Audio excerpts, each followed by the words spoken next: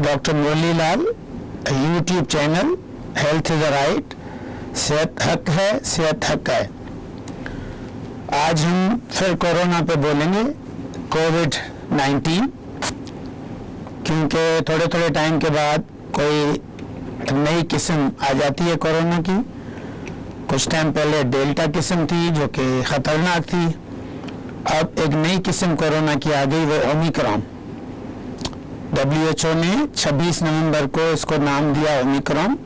यह पहली दफ़ा बोट्सवाना में 11 नवंबर को पाई गई, फिर 14 नवंबर को साउथ अफ्रीका में ये किस्म पाई गई। अब ओमिक्रॉन पे साइंसदान काम कर रहे हैं।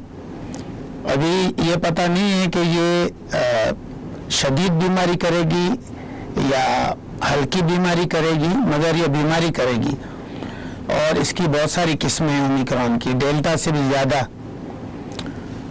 इस पर काम हो रहा है, दुनिया परेशान है। दुनिया के 48 मुल्कों में ये किस्म पाई गई है, अमेरिका की 18 रियासतों में ये किस्म पाई गई है। दुनिया अब फिर पहले की तरह पाबंदियों की तरफ जा रही है, मगर एक चीज़ जो खुशाइंद है वो है वैक्सीन। जितने भी साइंसदान हैं, चाहे वो WHO की हों, चाहे अमेरिका की जो इन्फेक्शन वाली तंजीम है, ऑर्गेनाइजेशन है CDC, चाहे दुनिया के दूसरे वायरोलॉजिस्ट हों, इम्यूनोलॉजिस्ट हों और डॉक्टर्स हों, वो यही कह रहे हैं कि वैक्सीन इसी किस्म पे भी असर कर रही है और करेगी। वैक्सीन के 2 डोजेज तो बहुत ज़रूरी है, मगर अब तीसरे डोज की बात हो रही है जो कि बूस्टर डोज है, और कहा जा रहा है कि ये बूस्टर बहुत ज़रूरी है लगवाना। इसीलिए दुनिया इस तरफ जा रही है।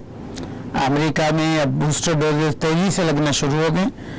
पहले कुछ लोगों ने 2 डोज पूरे नहीं किए थे, अब पिछले हफ्ते तो रिकॉर्ड लोगों ने वैक्सीन लगवाई है अमेरिका में। तो हमें भी यही करना चाहिए, हमें भी, अगर जिन लोगों ने वैक्सीन नहीं लगवाई वो वैक्सीन लगवाएं, और जिन्होंने वैक्सीन लगवा दी है वो बूस्टर लगवाएं। 5 साल से जो बच्चे बड़े हैं, 5 साल और उसके बाद वैक्सीन लग सकती है, और 18 साल और उसके बाद बूस्टर लग सकता है। और कह रहे हैं कि जॉनसन एंड जॉनसन के पहले 2 डोजेज के 2 महीने के बाद बूस्टर लग सकता है। फाइजर और मॉडर्ना के पहले 2 डोजेज के 6 महीने के बाद बूस्टर लग सकता है। अभी तो शायद ये भी बात हो रही है कि हो सकता है कि एक के बजाय 2 डोजेज लगवानी पड़े, यानी पूरा कोर्स करवाना पड़े वैक्सीन का, कि ओमिक्रॉन की तबाहकारियों से बचा जाए। तो ये एक खुशाइन चीज़ है कि वैक्सीन ओमिक्रॉन पे भी काम कर रही है। और अब दुनिया में जहाँ पे भी लोग ICU में दाखिल हो रहे हैं, मर रहे हैं, उनकी सबसे ज़्यादा जो तादाद है वो वही है जिन्होंने वैक्सीन नहीं लगवाई। तो वैक्सीनेटेड जो लोग हैं जिन्होंने वैक्सीन लगवाई हुई है, वो अब उनकी तादाद बहुत कम है कि वो ICU में दाखिल हैं। तो अब हमें क्या करना है, वैक्सीन की तरफ सोचना है दोबारा। जिन लोगों ने नहीं लगवाई वो वैक्सीन लगवाएं, जिन्होंने लगवा दिए वो बूस्टर लगवाएं। और अगर किसी बंद कमरे में बहुत ज़्यादा लोग हैं, दावत है कोई, तो मास्क पहने, हाथ धोना तो बहुत ज़रूरी है, और हाथ को साफ करना बहुत ज़रूरी है। और फासला कह रहे हैं, मगर मास्क और हाथ धोना 2 चीज़ें ऐसी हैं जो हम कर सकते हैं।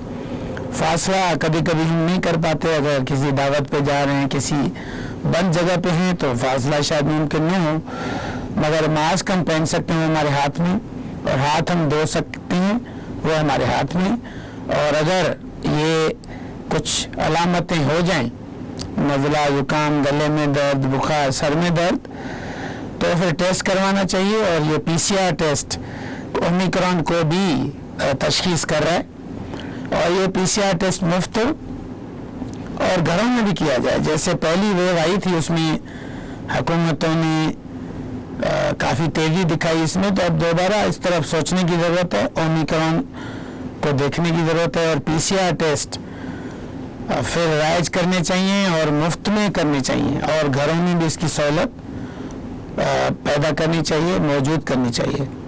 मेहरबानी।